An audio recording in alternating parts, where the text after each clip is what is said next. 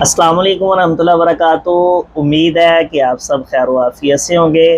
जैसा कि आप सब लोग जानते हैं, ईद उल अज़हा गुज़री है और सब लोगों ने मज़े मज़े से गोश्त खाए होंगे और मुख्तलिफ़ किस्म की डिशेस बनाकर इस्तेमाल की होंगी। तो अगर आपने भी ज़्यादा गोश्त खा लिया और आपका सर दर्द शुरू हो गया, मैदे के अंदर दर्द हो रही है, गैस हो रही है, अफारा हो रहा है, या आपके जो है मसूड़े फूल गए हैं, तो नाजरीन आपने क्या करना है, आपने किसी भी पंसार की दुकान पे चले जाना है। उनसे आपने तीन चीज़ें ले लेनी।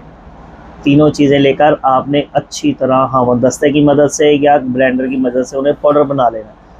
पाउडर बनाने के बाद सुबह दोपहर शाम तीन टाइम आपने इस्तेमाल करना है। इंशाल्लाह ताला पेट दर्द, मैदे का दर्द, गैस, अफारा, बदहज़मी और सर में दर्द जो है उससे इंशाल्लाह निजात मिलेगी। तो आपने क्या करना है, नंबर एक आपने लेनी है सुंड 50 ग्राम, नंबर दो अजवाइन 50 ग्राम और नंबर तीन मीठा सोडा 20 ग्राम। इन तीनों चीज़ों का पाउडर बनाकर सुबह दोपहर शाम तीन टाइम आपने इस्तेमाल करना है।